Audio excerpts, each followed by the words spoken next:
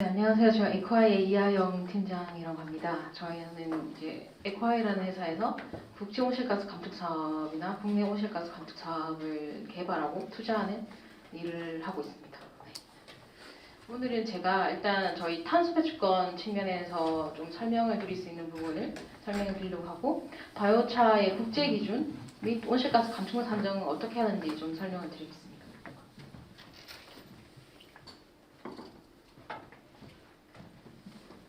국제 바이오차 인증 기준에는 크게 두 가지가 있다고 보시면 될 것 같습니다. 일단 유럽 바이오차 인증이라는 EBC가 있고, 또 국제 바이오차 이니셔티브라는 IBI가 있습니다. 일단 이 두 개가 크게 이제 그 바이오차를 품질을 인정해주는 기준이라고 보시면 될 것 같고, 국제 바이오차 이니셔티브보다는 유럽 바이오차 인증이 훨씬 더 많이 지금 인증을 받고 활성화되어 있는 단계라고 보시면 될 것 같습니다. 일단 EBC를 그래서 기준으로 제가 설명을 드리려고 하는데, 이제 EBC에서 이제 바이오차로서 인정해주는 피드스탁은 뭐가 될 수 있냐, 제가 이제 찾아오니까 농업 부산물, 그다음에 임원 및 조경 부산물, 그다음에 축산 분뇨, 또 재활용 과정에서 발생할 수 있는 바이오매스 부산물, 그리고 음식물, 또 해양 바이오매스, 또 섬유 등이 포함되어 있습니다. 이런 바이오매스를 가지고 이제 바이오차를 등록한 업체가 이제 EBC에서 73개 업체가 있는데, 대부분 유럽을 위주로 많이 등록이 되어 있습니다. 그건 당연하겠죠. 유럽 바이오차 인증이니까. 근데 여기서 판매를 하고자 하는 업체들이 있었는지 아프리카나 아시아나 미국에서도 일부 몇 개 업체가 등록을 한 걸로 제가 파악이 됐습니다. 네. 이 EBC 인증은 특징이 좀 크게 한 3, 4개 정도 있는데, EBC 인증은 7가지 클래스로 등급을 구분해서 받을 수 있습니다. 네, 뭐 비료나 사료나 아니면 어떤 얼건 이제 그 조경에 사용되는 바이오차, 아니면 어떤 제품 물질에 들어가는 뭐 바이오차, 이런 식으로 클래스 7가지로 등급이 되고, 그 EBC 포지티브 리스트에는 이제 바이오매스별로, 이게 그 바이오차를 만든 바이오매스별로 획득 가능한 클래스가 7가지 중에서 몇 개가 해당되는지를 표시를 하고 있습니다. 그리고 이 바이오차 인증 EBC에서는 그 바이오차의 그 특성 중에 하나, 만족해야 되는 것 중에 큰 게 하나가 이제 HC 비율과 OC를 동시 만족을 하도록 요청을 하고 있습니다. 그리고 EBC 인증 클래스는 요거를 받게 되면은 C-싱크라고 해서, 요건 탄소 배출권 개념이라고 보시면 될 것 같습니다. 이거를 획득할 수 있는 권리를 가지게 됩니다. 네.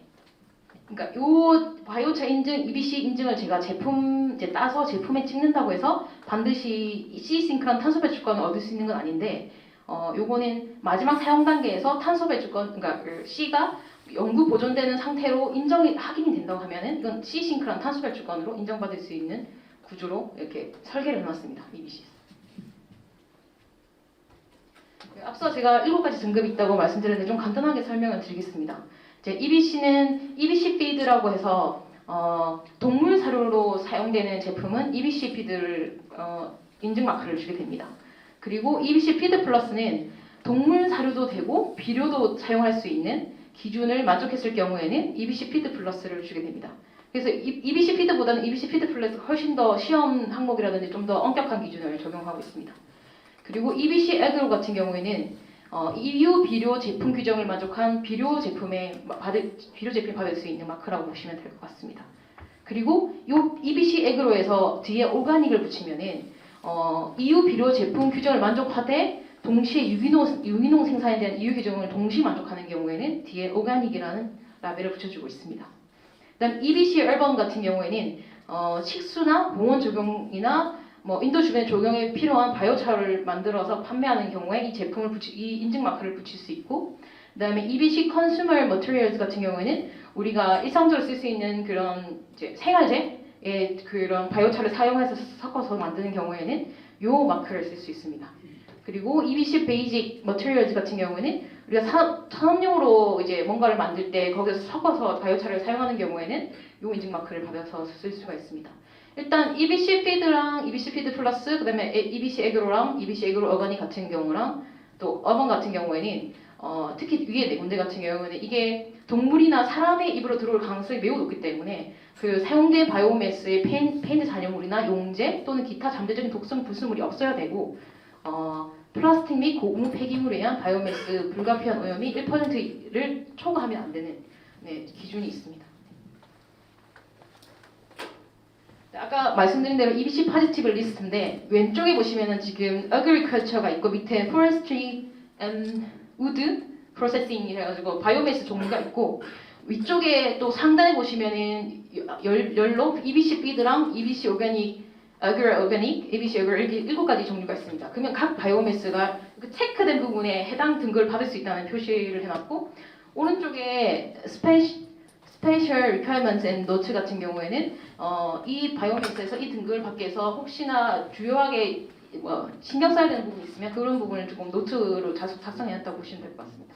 제가 만약에 EBC 등급을 받고 싶다고 하면은 이 부분을 확인해서 내가 어떤 바이오매스를 만들어서 어떤 등급을 받을 건지 이걸 보고 좀 판단을 하실 수 있을 것이라고 판단이 됩니다.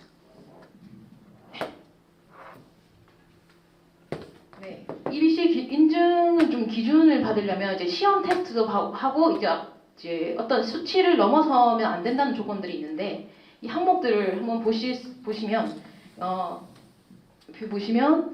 elemental analysis랑 physical parameter랑 TGA, nutrients, heavy metals, organic contaminants, 그러니까 여러 가지 시험 항목이나 확인해야 되는 이제 그런 요소들이 있습니다. 그게 각각의 위에 보시면 EBC feed 플러스 EBC PD 각각의 7가지에 대해서 그 기준을 어느 수치를 만족해야 되는지에 대한 기준들이 여기 있어서 이 수치를 만족해야 이 등급을 받으실 수 있습니다. 이걸 좀 자세히 설명을 해드리면은 이 EBC 인증을 받기 위해서는 바이오차의 유기탄소에 대한 함량을 표시를 해야 되고 또 HC 비율이 0.7 미만임을 시험 성적으로 인정을 받아야 됩니다. 네, 그리고 근데 EBC feed 플러스 EBC feed는 0.4 미만이라서 조금 더 강력한 기준을 적용을 하고 있습니다. 그 다음에 pH랑 염분 함량, 그다음 bulk density, 그다음 수분 함량은 또 표시를 해줘야 되고 또 질소 1, 칼륨, 마그네슘, 칼슘, 첨의 함량의 표시도 해줘야 됩니다. 그리고 중금속 제한치는 여기서 아까 등급별로 보시면은 헤비 메탈 옆에 납, 카드뮴, 구리, 니켈 이렇게 표시되어 있지 않습니까? 옆에 수치가 있는데 등급별로 저 수치를 초과해서는 저 등급을 받을 수가 없습니다. 네. 그리고 PAH라고 해서 유기물이 불완전 연소 시할 때 발생하는 물질들이 있는데 이게 일정 수치를 초과해서는 안 된다라고 기준을 정하고 있습니다. 네.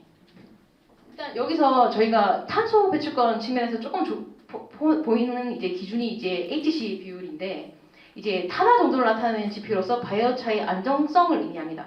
이 안정성 의미는 뭐냐면 이 탄소 배출권, 그러니까 이 바이오차를 만들면서 C가 저장되는 게 어느 정도 영속적으로 저장이 될 것인가를 나타내는 이제 주요 지표가 될 수 있다고 생각하시면 될 것 같습니다. 그래서 이 HC 비율은 실제로 탄소 배출권을 계산할 때 파라미터를 하나 이제 산정하는 요소로 하나 들어가게 되어 있습니다. 네. 그리고 OC 비율 같은 경우에는 이제 바이오차를 특성화하고 다른 탄화 제품을 차별하는 지표로 들어가고 있는데 이제 아까 EBC 같은 경우는 이 HC 비율이랑 OC 비율을 동시 만족하도록 하고 있고 아까 IBI 같은 경우에는 HC 비율만 만족하면 되는 걸로 되어 있습니다. 네. 둘 다 동시 0.7 미만이면 되는 걸로 기준을 설정하고 있습니다. 일단 요 EBC랑 IBI 어떤 이제 기준이 조금 어느 정도 엄격한지를 조금 비교한 이제 그림이라고 보시면 될 것 같은데 왼쪽 거는 EBC고 오른쪽 거는 IBI입니다. 근데 보시면 옆에 파라미터가 이제 표시해야 되거나 이제 어떤 기준을 넘으면 안 되는 어떤 요소들을 봤을 때 bulk density나 뭐 water content, 뭐 또 밑에 pH, 또 total C, 뭐 HC 비율, OC 비율 이렇게 여러 가지가 있는데 IBI보다는 EBC가 더 강력한 기준을 제시하고 있습니다.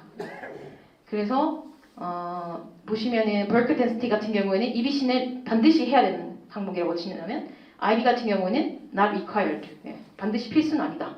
이런 식으로 조금 더 이제 바이오차 제조업체 입장에서 조금 더 따기 쉬운 인증이라고 보시면 될 것 같은데 그래도 이 두 가지 인증에서 공통적으로 이제 요구하는 부분은 HC 비율은 반드시 0.7 미만을 만족해야 된다라고 요구를 하고 있습니다.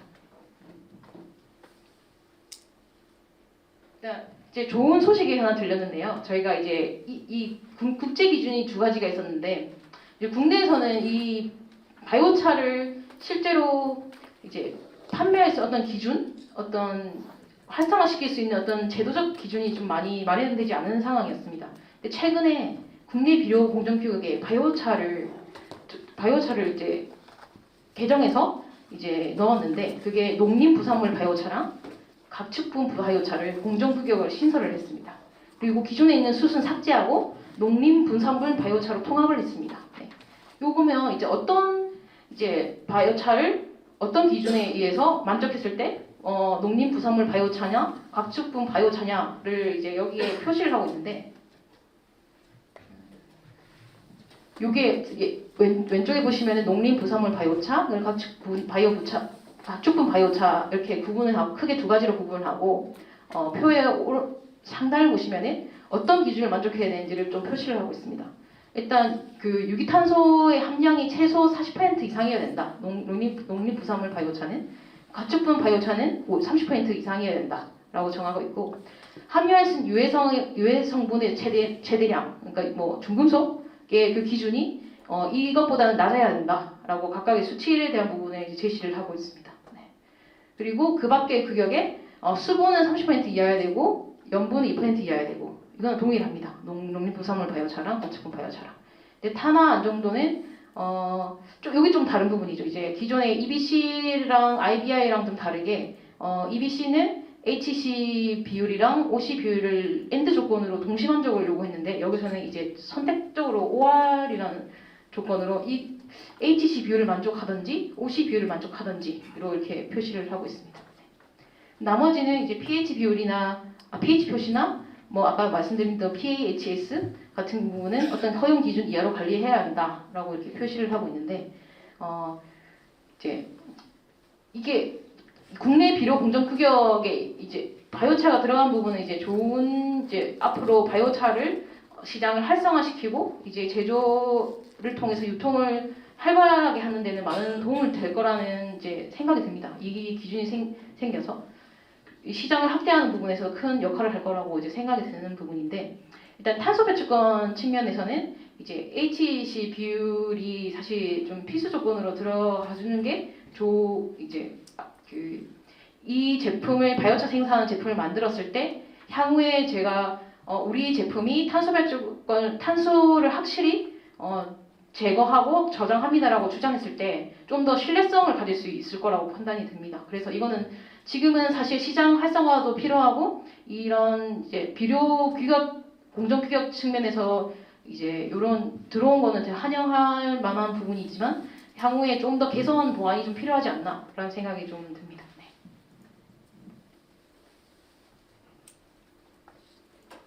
탄소 배출권을 이제 받으려고 하면은 이제 그냥 저희가 탄소 배출권 이제 온실가스를 감축하는 바이오차를 생산했습니다라고 주십시오라고 그냥 주장하는 게 아니라 어떤 공인된 인터내셔널하게 공인된 어떤 스탠다드에다가 우리 공장이나 제품을 등록을 해가지고 탄소 배출권을 발행받아야 됩니다. 네.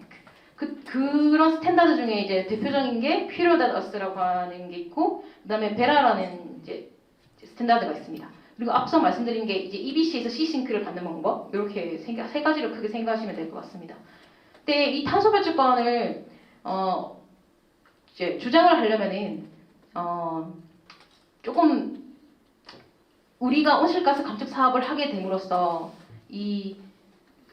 여기서 온실가스 감축 사업을 한다는 것 자체는 이제 바이오차를 생산하는 행위겠죠. 그럼 바이오차를 생산하게 됨으로써 중간에 우리의 활동 때문에 발생하는 온실가스들이 있을 것 같습니까?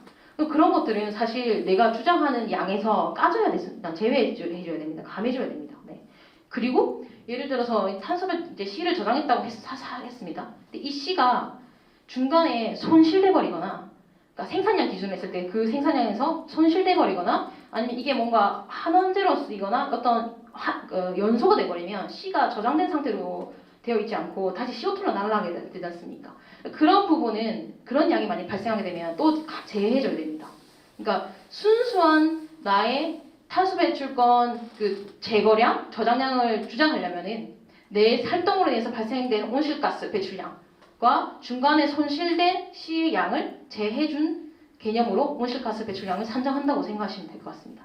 이 개념은 이 세 가지 피오르타너스랑 베라랑 EBC가 동일합니다. 네. 그리고 여기서 보시면은 제가 탄소 배출권 측면에서 계속 이제 0.7을 강조했던 게 여기서 요 탄소 배출권을 받으려면 이 스탠다드에 등록해서 우리의 바이오차를 등록해서 이제 탄소 배출권을 받으려면 이 기준을 만족해야 된다고 0.7이라고 계속 여기서 명시를 하고 있거든요. 네. 그래서 그 부분이 조금 이제 중요한 포인트라고 보시면 될 것 같습니다.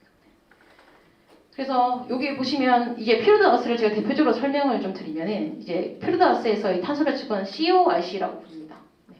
그리고 이스토어를 해가지고 우리가 생산을 통해서 그 저장된 C의 양이고 거기에다가 이 바이오매스랑 이 프로덕션이랑 이 유주를 빼게 됩니다. 이걸 좀 설명을 드린다면 이 바이오매스 같은 경우에는 제가 그 바이오매스를 조달하는 과정에서 온실가스 발생하는 양을 빼줘야 되는 거고 이 프로덕션 같은 경우는 바이오매스를 바이오차로 생산하는 과정에서 어떤 공정 과정에서 발생하는 온실가스 배출량을 여기서 또 빼줘야 됩니다. 그리고 이 유주 같은 경우에는 혹시나 내가 이거를 이제 시를 가둘 수 있는 어떤 토양 계량제를 쓰던가 어떤 물질을 가두는 아까 전에 뭐 아스팔트나 이런 데 가두는 그런 게 아닌 이상 뭔가 염소를 시켰다거나 환원제를 썼다거나 이런 경우에는 사실 C로 가뒀다고 주장할 수 없는 부분이기 때문에 사용 단계에서 이 부분을 그 양만큼을 태워버린 양만큼을 빼야 됩니다. 네. 그래서 순수하게 넷 CORC가 나오게 되는 거죠. 네. 보시면은 이스트월드만 계산한 것만 조금 좀 자세히 설명을 드리면은 이스트월드 같은 경우는 생산된 바이오차 양에다가 그 1톤 생산된 바이오차 양에서 얼마만큼 유기탄소의 건조 중량이 차지하는지를 곱하고 거기에다가 이 바이오차가 유기탄소로서 얼마만큼 영구적으로 지속될 수 있는지에 대한 개수를 곱하고 그 다음에 12분의 44는 탄소를 CO2로 전환하는 개수라고 보시면 될 것 같습니다. 네, 원자량에 대해 분자량을 했다고 생각하시면 될 것 같습니다. 네, 그건 상수입니다. 네, 12분의 44. 그러니까 어쨌든 내가 C를 조정했지만 내가 탄소 배출권을 줄였습니다. 그러니까 탄소 배출권을 획득하려면 온실가스를 줄였다고 해야 되는데 온실가스는 6대 온실가스 중에 CO2 그 대기 물질이지 않습니까? 그렇기 때문에 C를 CO2로 전환하는 방법을 통해서 CO2로 계산해야 되고 그래서 난 이만큼의 CO2를 줄인 역할을 했습니다. 라고 주장할 수 있는 겁니다. 네. 그래서 12분의 44를 곱하는 겁니다. 근데 이제 저기 바이오차 유기탄소 연구 개수에 대한 부분은 계산을 해야 되는데 이때 HC 비율이 들어갑니다. 네. 그래서 HC 비율이 들어가는데 이게 영구적으로 분해되지 않고 계속 남아있는 거를 이제 확인할 수 있는 부분인데 이 바이오차가 사용될 지역의 온도에 따라서 또 이 연구 개수가 좀 더 조정이 되는 부분이거든요. 그래서 왼쪽 보시면 soil temperature 해가지고 그 토양의 온도에 따라서 C와 M이 이제 이것도 제시하는 값입니다. 이 퓨르다우스에서 이 값이 결정되고 이 값이 저기 C와 M 사이에 C와 M으로 들어가서 HC 비율이랑 같이 계산되는 부분입니다. 네. 근데 이 HC 비율이 이제 M이 지금 마이너스 값이지 않습니까? 그러니까 HC 비율이 작아야 0.7보다 작아야 그러니까 작을수록 저기 바이오차 유기탄소의 연구 개수가 커지기 때문에 내가 주장할 수 있는 저 이스트월에 대한 탄소 배출권이 커지는 구조라고 생각하시면 될 것 같습니다. 네, 그리고 제가 조금 더 앞서 말씀드린 대로 이 바이오매스는 뭔지, 이 프로덕션 뭔지, 이 유즈는 뭔지는 조금 더 예시로 설명을 드릴게요. 이 바이오매스는 이 바이오매스를 조달하는 부분인데 바이오매스를 뭔가 재배하면서 나오는 배출량이라든지 아니면 어떤 내가 바이오매스를 기존에 있던 걸 써도 되는데 그러니까 폐기물로 나오는 걸 써도 되는데 예를 들어서 이거를 우리 바이오매스를 요 바이오차 만들기 위해서 만들려고 토지 변경하는 경우도 있을 거잖아요. 그러면 그때 들어가는 어떤 화석연료라든지 그런 온실가스 배출량이 빠져야 됩니다. 네. 그리고 바이오매스가 내 바이오차 공장으로 들어올 때 수송 트랜스포테이션을 사용하지 않습니까? 그때 뭐 화석연료 쓰지 않습니까? 저희가 뭐 경유라든지 뭐 이런 거 쓸 거지 않습니까? 그 부분도 온실가스 배출량을 빼야 됩니다. 네. 그리고 바이오차 생산에서도 이제 바이오매스 공장 내에서 어떤 이제 이동하는 어떤 기계에 들어가는 화석연료라든지 아니면 어떤 가공이나 또 어떤 열분의 단계에서 사용하는 연료라든지 뭐 이런 게 있으면 같이 포함을 시켜서 빼야 되고 또 바이오차 사용 단계에서는 공장에서 내가 이 바이오차를 사용하는 사용자한테 갈 때까지 또 그 배출량이 되지 않습니까? 수송에 대한 그 부분도 빼야 되고, 그다음에 바이오차를 혹시 그 가서 가공하는 에너지가 생길 수도 있습니다. 그럼 그 부분도 온실가스를 빼야 됩니다. 전기를 사용하셨으면 전기 온실가스 배출량 빼야 됩니다.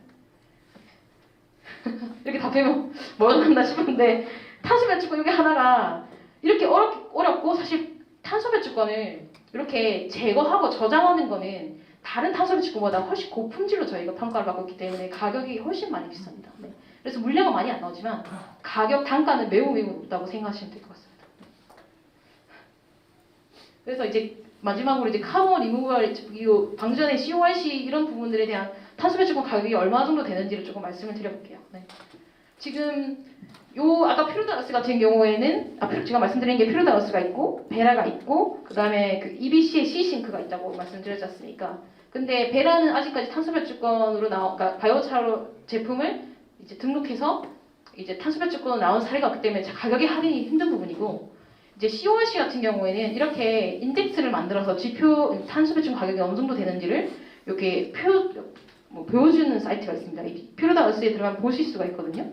보시면 지금 그 CORC에서 점선으로 들어가 있는 진한 파란색을 보시면은 지금 2024년 10월 23일 기준으로 했을 때 한 12달러, 120유로에서 140유로 정도 와 있습니다. 네, 기존에 저희가 이 탄소 배출권 가격이 자발적 배출권 시장의 탄소 배출권이 보통 이제 10달러 미만입니다. 네, 그러니까 몇천 원 정도 수준인 경우가 많고, 이제 우리나라 이제 같이 이건 좀 어려운 개념이긴 하지만 이제 규제적 시장인 탄소 배출권 같은 경우는 또 몇만 원 수준입니다. 근데 요거는 10만 원이 넘어가는 탄소 배출권이긴 합니다. 그런 상황이고, C싱크 같은 경우에도 사실 이게 이렇게 공표된 가격은 없지만 제가 좀 찾아보니까 보통 100유로에서 150유로 사이에서 팔린다라고 확인이 됩니다. 네. 요거는 이제 브로커를 끼고 하는 거래여가지고 C싱크는 실제 가격이 어느 정도인지 표면으로 들어가는 부분이 없어서 제가 이런 CORC 가격처럼 확인할 수 있는 데이터는 없었습니다. 네, 그 피로다가스에 들어가시면 CORC 등록서가 있어가지고 어떤 탄소 배출권에서 어떤 바이오차 공장에서 만들어진 CORC가 누구한테 팔려서 어떻게 사용되는지에 대한 부분이 다 기록 관리되는 등록서가 있습니다. 레지스트리가 있습니다. 그 첫 번째 보시면 2023년 11월 21일 날 탄소 배출권이 이전이 됐답니다. 300톤 정도가 이전이 됐고, 이제 여기 보시면은 베네피셔리가 있는데, 이 베네피셔리가 산 사람입니다. 이 탄소 배출권을 산 사람. 그리고 이걸 산 사람이 어디에 어느 국가에서 소비를 하는지에 대한 부분이 이제 country of consumption이고, 이 바이오차가 어디에서 생산됐는지에 대한 부분이 product country입니다. 네, 그래서 핀란드에서 만들어서 독일에 판 경우라고 생각하시면 돼요. 근데 이 회사는 베네피셔리가 자기 이름을 안 밝힐 수도 있거든요. 그래서 not available이라고 적혔습니다. 자기 이름을 밝혀야 되고. 근데 여기 들어가는 업체들이 이제 저를 좀 크게, 솔직히 이 탄소 배출권 하나가 지금 10만 원이 넘어갔습니까? 그러면 좀 글로벌 업체들이 이런 거를 좀 많이 산다고 생각하시면 될 것 같습니다. 네. 대표적으로 이제 그래서 일단 이렇게 해서 지금 탄소 배출권이 사실 이 피로다가스에서 거래되고 있는 양이 2020년, 21년, 22년, 23년 계속 증가는 하고 있는데 사실 절대치는 지금 당장 크지는 않습니다. 네. 근데 지금 이제 시장이 커질 거라고 생각하고 있고, 이게 지금 태동하고 있다고 생각하시면 될 것 같습니다.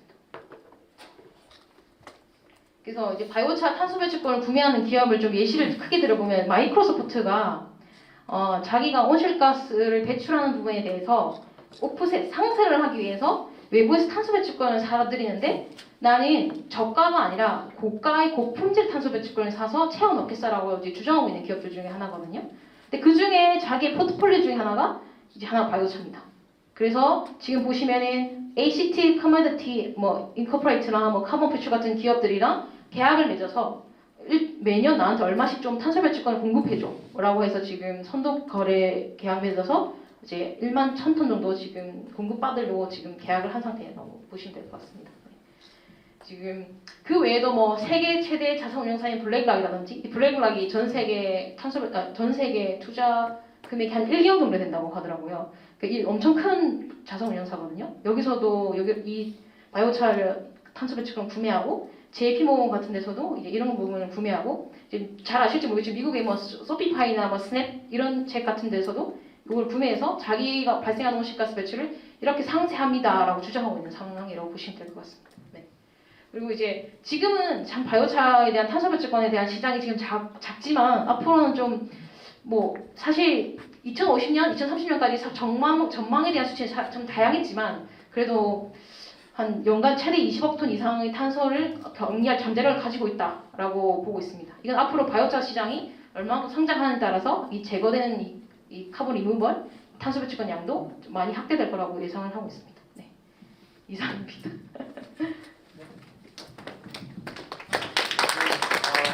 발표해 주신 에콰이 이하영 팀장님께 다시 한번 큰 박수 부탁드리겠습니다.